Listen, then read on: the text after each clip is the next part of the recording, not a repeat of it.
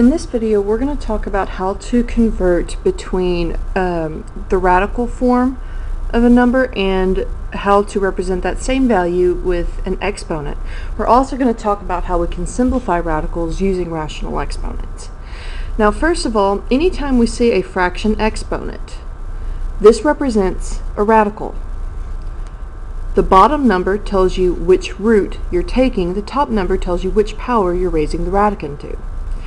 So for instance, a to the 1 over n is the nth root of a. Or a to the m over n means it's the nth root of a to the m power. So as an example, if I have x to the 2/3, that's saying it's the cube root of x squared. 2 is my power, 3 is my root. So this first section, I'm going to start with the radical form, and we're going to go to the exponent form. So this can be written as 16 to the 1/3. 16 does not have an exponent written. If that's the case, your exponent is just going to be a 1. My root is 3, so that's the denominator, and that's the exponent form. If you have more than one value under the radical, remember that you must put it in parentheses when you write your exponent, because both of these values must be raised to the half power. Same thing here. If I do 8w to the 1/4, that's wrong, because the way this is written, only the w is raised to this exponent. It must be in parentheses to show that both values are raised to this power. So here, if I have an exponent and an index, this is my numerator, this is my denominator. Same thing here. 5/4, power over root. This one is the same thing. Even though it's written differently, you're still taking what's the radicand, what's under the root, and raising it to the power divided by the root. Remember, for a square root, the index is 2, so square root means the denominator is 2. So here we have negative 2a, and the power is 5, root is 4. Now, with this one, these last two, all we're doing is writing them in exponent form. We're not doing anything else with them. So with these two, all you really have to do is take what's under the radical and then raise it, in this case, to the half power to represent a square root. Or this one, I would take what's underneath. Remember, you have to have the parentheses to show that all of this is under the cube root. Now, the next section, we're going to go the other way around, and we're also going to simplify on this. So if I take x to the 1/4 power, remember, this is your power, this is your root. So it is the 4th root of x. Now this one I can't simplify. And a good way to tell if you can simplify a lot of the times will be to look at your fraction and see if it's an improper fraction or not. If it's a proper fraction, you are better off, you can't really simplify anything at the beginning, but you might be able to simplify afterwards. Like on this one, I have the cube root of 24. So I can break down the 24 to simplify it. I need 3 of a kind, which I have, so I can write this as 2 cube root of 3. Now here, it is still a cube root. Your bottom number tells you which root it is. Your top number is your exponent. But because this is a number, I can actually go ahead and square that. So I get the cube root of 49, because 7 squared is 49. Now I wouldn't be able to simplify that, so this is my final answer. Now, what happens if we have an improper fraction, like this next one? if you have an improper fraction, to me the easiest way to go about solving this is to break it up.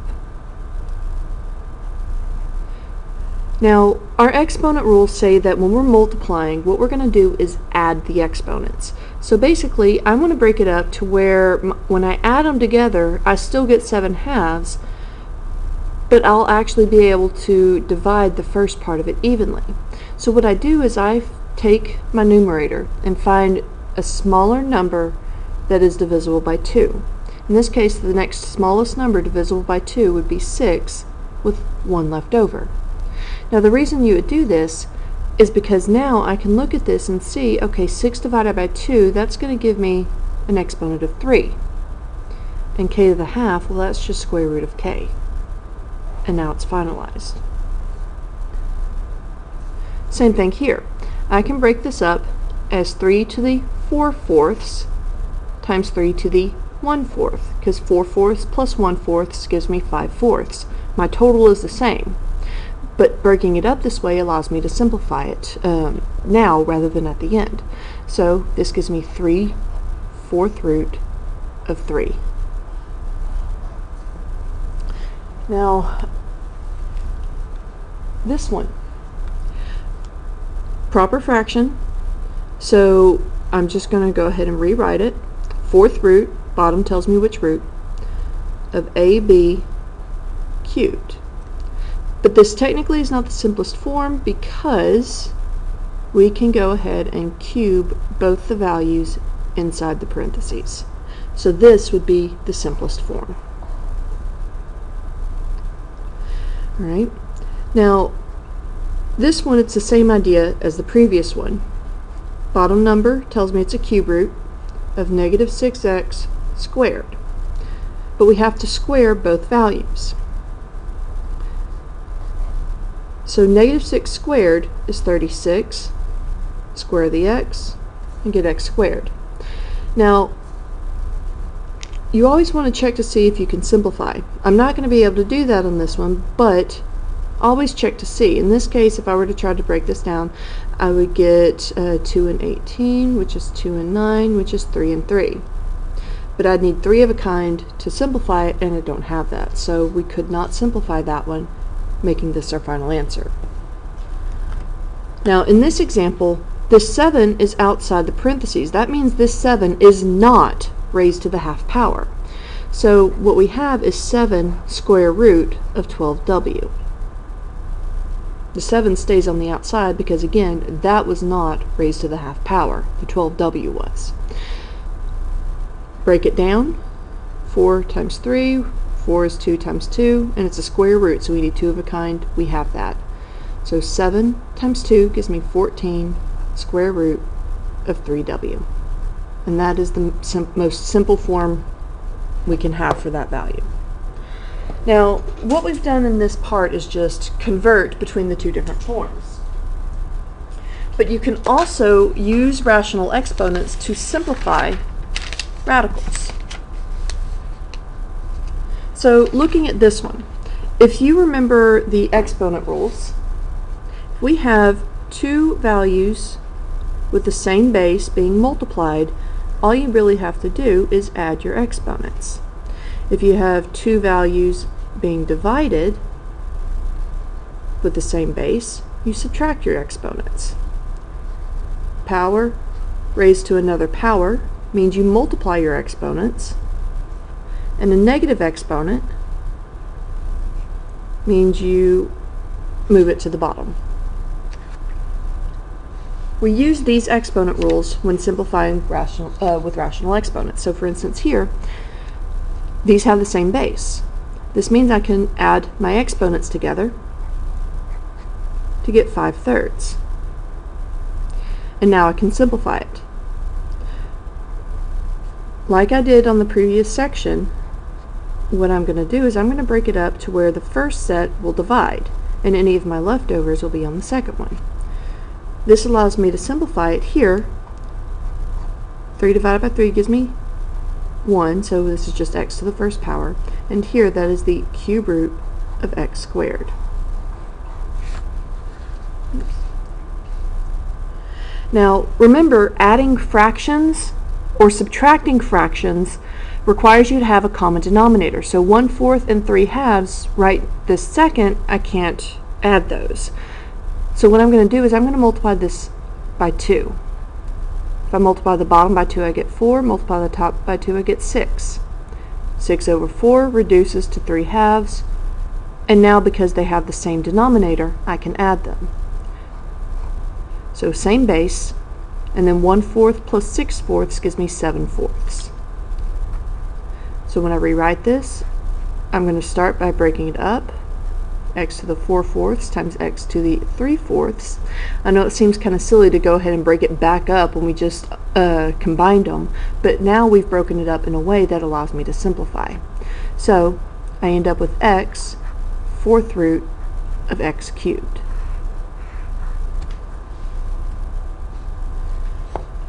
When dividing, again, remember that when you divide, you have to subtract your exponents.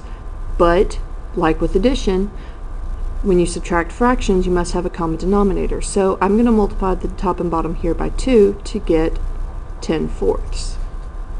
And now because these are both fourths, I can subtract them. This gives me x to the 3/4, which I can write as the 4th root of x cubed.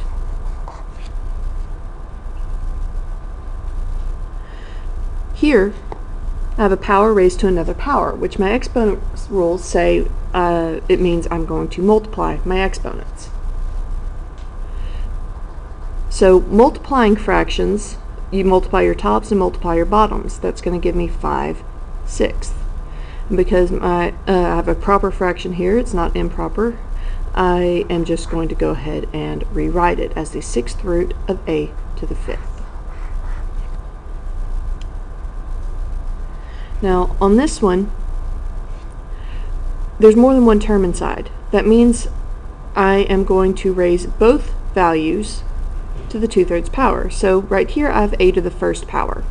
Exponent rules say I multiply my exponents to get 8 to the 2/3 power. Multiply here and I get x to the 4/3 power.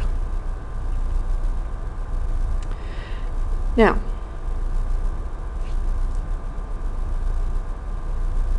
this is, okay, I'm going to break it up first.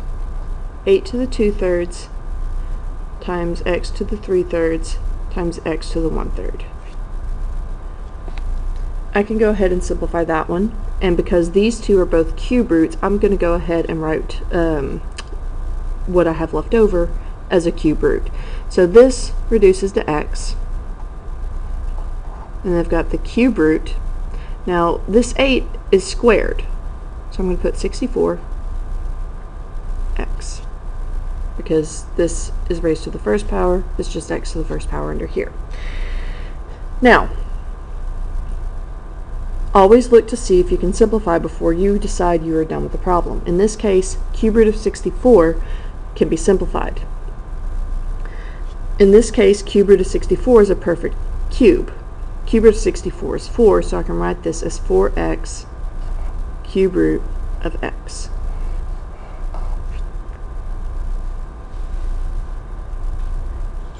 Now here, this one has a negative exponent, but before you go and try to move anything to the bottom, it's a better idea to go ahead and combine your exponents, because in this case, 2/3 and negative 1/3, when I'm multiplying, means I'll have an exponent of positive 1/3.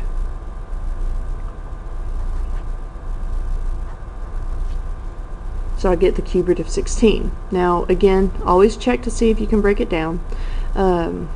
In this case, you will be able to break it down.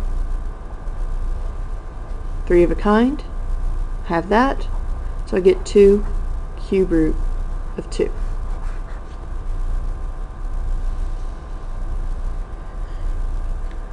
With this example, there's no other exponent for me to combine, so I'm going to go ahead and rewrite this. Now, a negative exponent means I am moving this to the denominator, and a half exponent means it's a square root.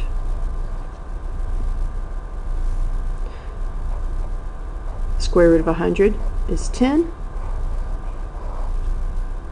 and I can't simplify that further. Now, this one the process will be similar. There's just a couple of differences. One of the differences is I've got that. Now, if you aren't sure if something will divide or not, check it anyway, because in this case you'll find that 112 is divisible by 7. We get 16. Alright. Now, I divided that. What you have to remember though is that in this case only the 16 is raised to the negative 1/4 power. So this 3, I'm not going to move it. The 3 is fine where it's at. The 3 is going to stay on top.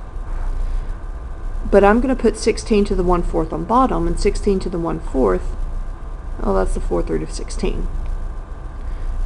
But 4th root of 16 reduces, it's a perfect fourth. 4th root of 16 is 2. So this is 3/2. Now these last few examples are not written with a fraction exponent right now. They're written in radical form. Now when we multiplied before, let's say we had something like this. We were only able to multiply these together because the index is the same. With these, they're not. So because these do not have this, they're not the same type of root, they don't have the same index, the only way you're going to be able to combine them is to write them with fraction exponents and then combine from there. So this can be written as v to the 1/3 times v to the 1/2. And then you can add your exponents. Now again, to add fractions you have to have a common denominator. The common denominator between 3 and 2 is 6. So this becomes 2/6 and 3/6, which gives me v to the 5/6. And because this is an improper fraction, I'm not going to be able to split that up. It's just going to be the 6th root of v to the 5th. This one, similar idea. Rewrite it with fraction exponents. That's r to the 3/4 times r to the 1/2. I need a common denominator to add fractions, so I'm going to write this as 2/4, which gives me r to the 5/4. Improper fraction means I can go ahead and split this up. R to the 4/4 times r to the 1/4. 4 over 4 reduces to 1, so r to the 1st, and then 4th root of r.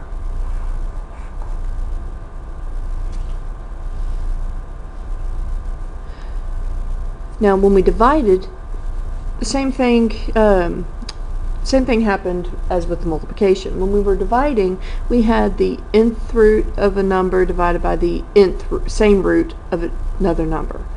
We could go ahead and divide these because the index was the same, but these are not. And I can't rationalize this one because this is a square root, it's not a square root, it's a cube root. So to work this problem, what I have to do is I have to write the top and bottom with rational exponents. So the denominator, I get the 4 to the 1/3, 4 to the 1/3. This one, well, right now the exponent is 1. But when I go over here, I'm going to write this as 3 over 3. 3 divided by 3 is still 1, but now my top and bottom, my exponents, the fractions have common denominators, so I can subtract them. So 4, and then I do my exponent. 3/3 minus 1/3 gives me 2/3. So that gives me the cube root of 4 squared, which is 16. Which does break down. We broke that down actually earlier, so I'm not going to redo that work. But it breaks down to the cube root, 2 cube root of 2. Sorry, I said that backwards. Alright. Now, when you're working a problem with rational exponents, like I did examples earlier in previous videos where we just kind of broke it up and then reduced from there. But the thing is, sometimes it's actually better to write them in rational exponents, because, like in this case, if I write this as a rational exponent, my exponent is going to reduce, in this case to 5/2. So it's no longer a fourth root, it's going to be a square root.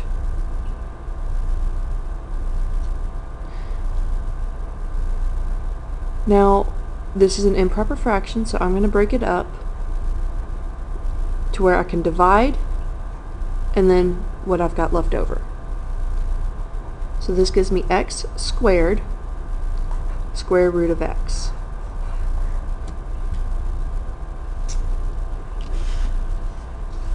Alright, one more example. Fourth root of 25m to the sixth. I'm going to show you a long way and then I'm going to show you a short way.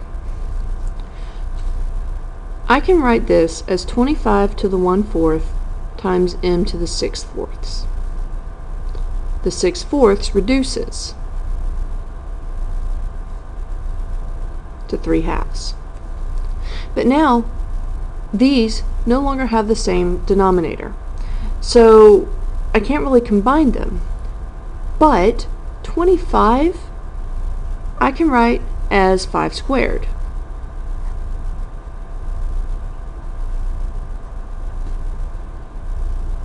My exponent rules say I can multiply these. When I multiply those, I get 5 to the 1/2 times m to the 3/2.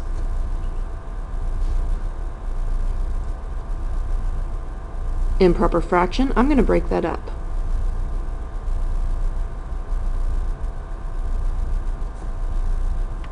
And then I'm going to reduce. This one reduces to just m. These both are to the 1/2 power, which means I can square root the 5m. Now, that's a long way. There is another way you could work this one, because it is a fourth root and these are perfect squares. Let's take, for example, I'm trying to think of a good example of this.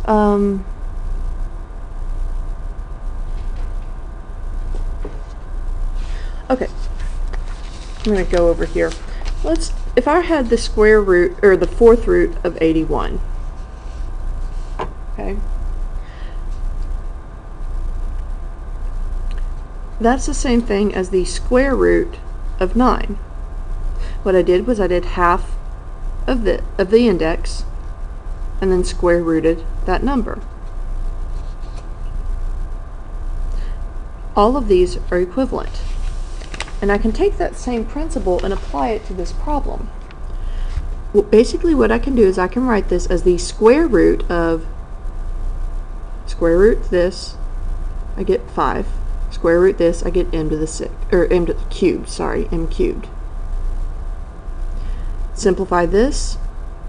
2 goes evenly into 3 once, with 1 left over. This and this are the same. So, this is the reason why it works out, but this is the shortcut. Alright, that's it for this video. See you next time.